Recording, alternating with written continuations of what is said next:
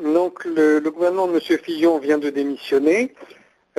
C'est un événement qui en réalité a assez peu d'importance au plan politique et beaucoup d'importance au plan politicien. C'est-à-dire qu'au cours des dernières années, le gouvernement avait peu de fonctions exécutives réelles, c'était plus une façade pour Nicolas Sarkozy qui gouvernait avec sa propre équipe à l'Élysée sans que cette équipe soit responsable devant le Parlement. Donc ce dispositif va être modifié, certainement en intégrant de nouvelles figures de manière à rassembler l'UMP, le parti gouvernemental, et ses possibles alliés en vue de la prochaine élection présidentielle.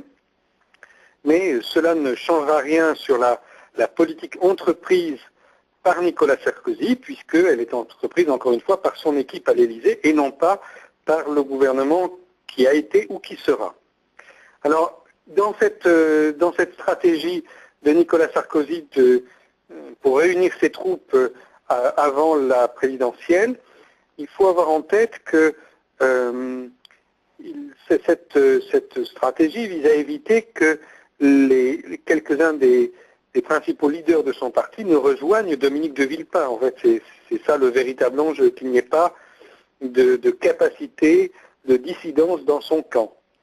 Et puis il y aura un deuxième enjeu qui est, je pense, de préparer une transition où, dans le cas d'une élection présidentielle, il pourrait y avoir une alliance au deuxième tour entre l'UMP et le Front National. Il appartiendra en effet dans les prochains mois à Marine Le Pen de donner un nouveau visage de ce parti pour permettre cette unification des forces de droite et d'extrême droite, chapeautées par les organisations sionistes qui soutiennent maintenant cette union et l'évolution de Madame Le Pen. Donc le remaniement aujourd'hui, le remaniement ministériel qui est annoncé, c'est avant tout une opération tactique pour l'élection présidentielle.